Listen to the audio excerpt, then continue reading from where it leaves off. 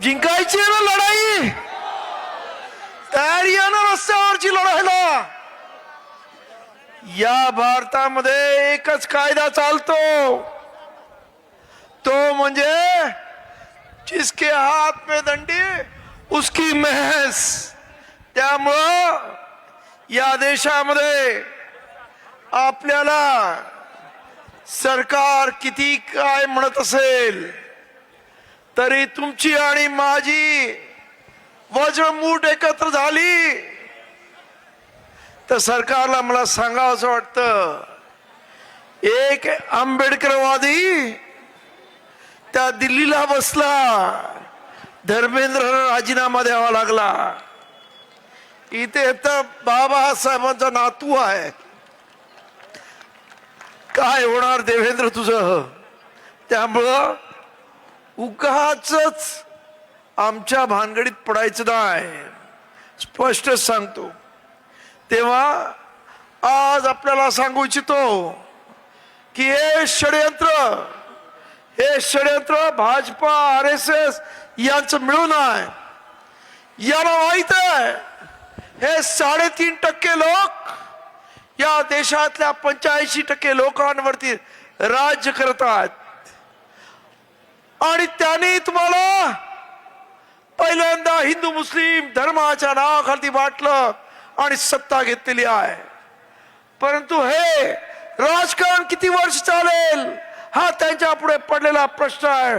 आणि म्हणून त्यानंतर सत्ता आल्यावर या महाराष्ट्रामध्ये तुम्ही पाहिलं असेल की अनेक मराठा वर्सेस कुणबी असा वाद लावला, त्यानंतर आदिवासी वर्सेस धनगर हा वाद लावला, त्यानंतर आता अनुसूचित जाती मधल्या मोजक्याच बांधवांना हाताशी घेऊन आमच्यामध्ये वाद लावायचा प्रयत्न करतायत.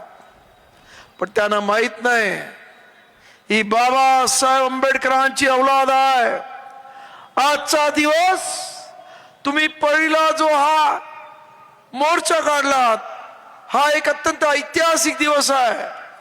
आपल्याला कोणाला माहित असेल परंतु 10 ऑगस्ट 1950 साली बाबासाहेब आंबेडकरांनी पहिल्यांदा अनुच्छेद 341 मध्ये अनुसूचित जातीला रिझर्वेशन जाहीर केलं. तो आजचा दिवस आहे, अत्यंत ऐतिहासिक दिवस आहे. आणि आज त्या ऐतिहासिक दिवसाचं जागरण या परळीमध्ये होत आहे. मला परळीतल्या सर्व कार्यकर्त्यांना मनापासून धन्यवाद द्यावासा वाटतोय. अत्यंत शिस्तबद्ध मोर्चा आणि अत्यंत शिस्तबद्ध स्टेज. अत्यंत मी तुमचं मनपूर्वक रोहिदास बनसोडेंनी मला आश्वासन दिलं होतं की साहेब आमचा मोर्चा जगानिराळा. खरंच परळीमध्ये तुम्ही आज हा एक आदर्श घालून दिलेला आहे. या इथं माजी समाज कल्याण मंत्री बबनरावजी घोलप आपल्यामध्ये आहेत. आज या इथे मातंग समाजाची मंडळी आहेत, आज या इथे ढोर समाजाची मंडळी आहेत. या आज सर्व 59 जाती आज एकत्र आलेल्या आहेत. आणि सरकारनं जे आमच्या मध्ये वाद लावण्याचा घाट घातलाय त्यांना स्मशान घाटावर पोचवायला ही सर्व मंडळी तयार आहेत हे मी या सरकारला सांगू इच्छितो. त्यामुळं या सरकारला मला पूर्ण माहिती आहे अशीच गोष्ट बाबासाहेब कायदे मंत्री असताना घडली. 1951 ला मद्रास सरकार, त्यावेळेस मद्रास स्टेट होतं आणि मद्रास सरकारने त्यांच्या राज्यामध्ये अनुसूचित जातींना शिक्षणामध्ये सवलती दिल्या आणि ते प्रकरण सुप्रीम कोर्टात आलं. सुप्रीम कोर्टाने आदेश दिला की अनुसूचित जातींना शिक्षणामध्ये सवलती मिळणार नाहीत. आणि मग या देशातली पहिली घटना दुरुस्ती झाली जी बाबासाहेबांनी केली. अनुच्छेद 15(4) मध्ये बाबासाहेबांनी अनुसूचित जातीला शिक्षणामध्ये सुद्धा सवलती दिल्या जातील ही घटना दुरुस्ती संसदेमध्ये करून आणली। तेव्हा बाबासाहेबांना काही लोकांनी विचारलं की बाबासाहेब तुम्ही घटनेचं हे मंदिर बांधलात आणि त्याची मोडतोड तुम्ही का करताय? त्या बाबासाहेबांनी उत्तर दिलं, मी मंदिर बांधलं पण त्या मंदिरात पुजाऱ्यानेच घाण केली आहे, ती मलाच घाण साफ करावी लागेल। आणि आज सुद्धा या सुप्रीम कोर्टाने उपवर्गीकरणाचा आदेश देऊन घाण केलेली आहे आणि आता या अनुसूचित जातीच्या सर्व जातींना आंबेडकरवाद्यांना ही घाण आता साफ करावी लागेल, हे आपण लक्षात घ्या। आणि त्यासाठीच आज महाराष्ट्रामध्ये जिल्ह्यामध्ये प्रचंड मोर्चे निघतात। काल नांदेडला तर असा न भूतो न भविष्यती असा मोर्चा निघाला, 1.5-2 लाख लोक होती। स्वतः एसपी त्याच्या ऑफिस मधून बघत होता आणि त्यानंतर मला मेसेज पाठवला, प्रचंड मोर्चा होता। एवढे प्रचंड ताकदीने लोक उतरतात। ही लोक कोणी आणत नाहीये, उत्स्फूर्तपणे येत आहेत। लोकांचा जनधार आहे, लोकांचा आक्रोश आहे की आमच्या बापानं दिलंय, अरे तुमची अवकात नाही आमचं हिरावून घ्यायची, आमच्या बापाची प्रॉपर्टी, हे लक्षात घ्या।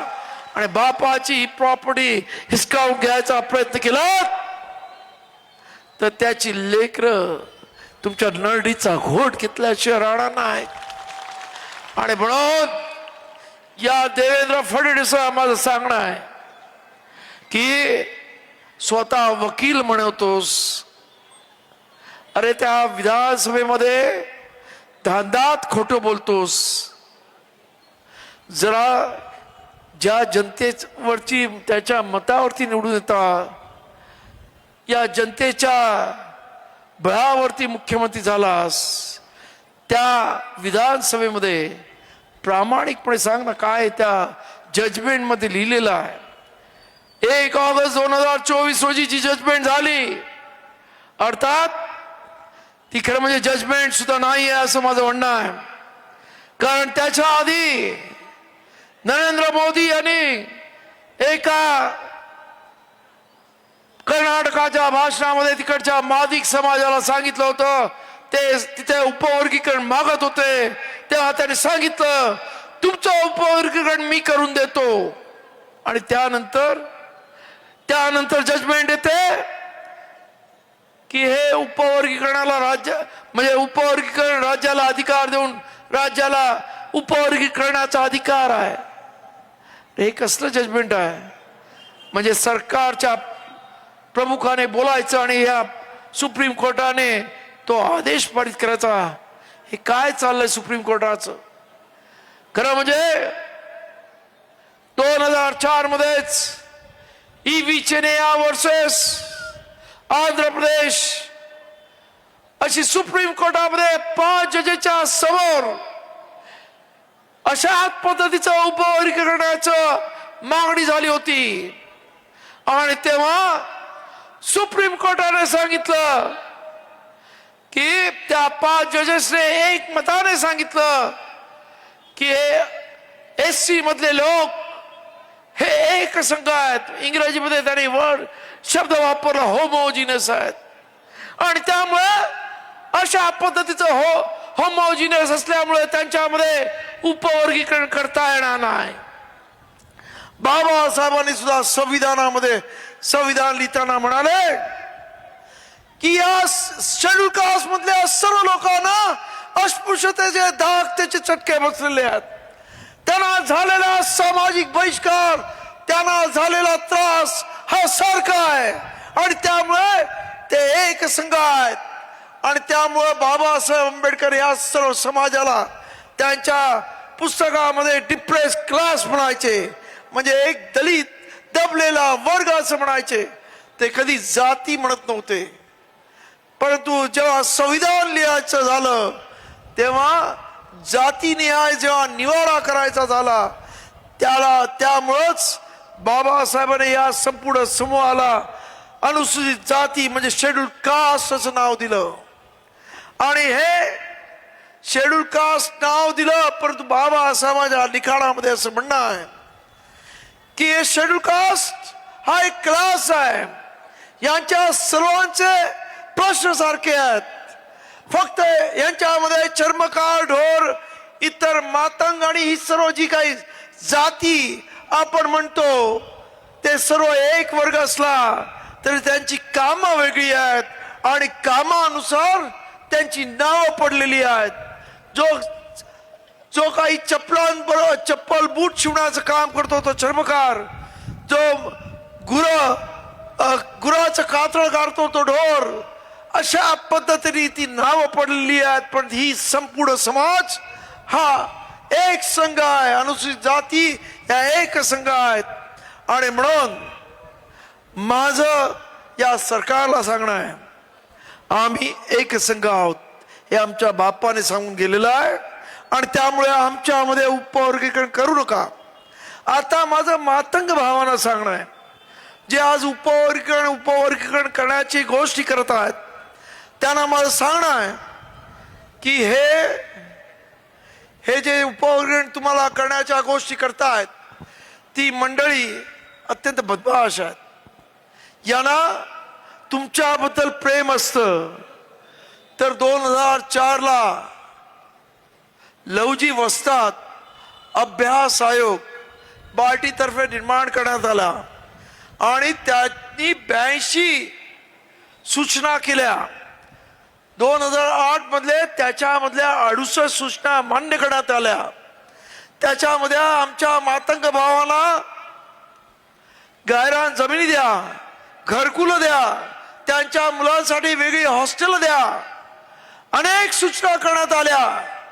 परंतु आज सुद्धा त्या सूचनांवर हुकूम त्यांच्यासाठी कुठच्या सरकारने कार्य केलं नाही. आज सुद्धा त्या सूचनांना केराची टोपली दाखवलेली आहे. अरे पहिल्यांदा ते तर करून घ्या. म्हणजे तुम्ही काय आहे की तुम्हाला आरक्षण पाहिजे असेल तर आरक्षण घेण्यासाठी लायक तर व्हा. हा महत्वाचा प्रश्न आहे. उद्या तुम्हाला दिलं, तुम्ही म्हणता तसं 8% आरक्षण जरी दिलं आणि उद्या नोकरीमध्ये डॉक्टर पाहिजे, इंजिनियर पाहिजे, प्रोफेसर पाहिजे म्हणून तिथे तुमच्या आरक्षणामध्ये ऍडव्हर्टाईज निघाल्या तर कोण भेटणार आहे? कारण तुमच्याकडे शिक्षण कुठे आहे? आणि 3 वेळा अशा पद्धतीने आरक्षणाच्या अधिसूचना पेपरमध्ये जाहिरात निघाल्या की सरकारी नियम आहे की त्या जागा खुल्या होतात आणि त्या जागा खुल्या झाल्या की त्याच्यावरती खुल्या जागेतली माणसं भरली जातात.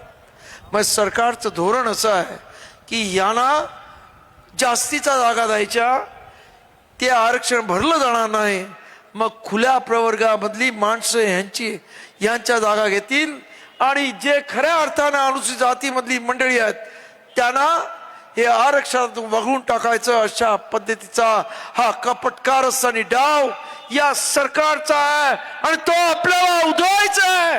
हे लक्षात ठेवा. पुढच्या भावी पिढीसाठी उज्ज्वल भविष्य जर निर्माण करायचं असेल तर आपल्या सर्वांना या सरकारने ज्या पद्धतीनं या कपटकारस्थान करून जर तुम्ही आमचे आरक्षण रद्द करण्याचा किंवा आरक्षण घालवण्याचा प्रयत्न करत असाल तर आमच्याशी गाठ आहे. लक्षात ठेवा. सरकारनं तुम्ही किती शाळे समजत असाल पण बाबासाहेबांची औलाद आता शिकली सवरलेली आहे, येडे गबाळी राहिलेली नाही. आणि म्हणून फडणवीसांना सांगू इच्छितो, अरे एक आमचा अभिजित दिपके दिल्लीमध्ये बाबासाहेबाचं लेकरू बसलं, धर्मेंद्र गेला. इथं करोडो बाबासाहेबांची लेकरं बसली. देवेंद्र तू कधी जाशील कळणार नाही रे, त्यामुळं भानगडीत पडू नकोस एवढं सांगतो.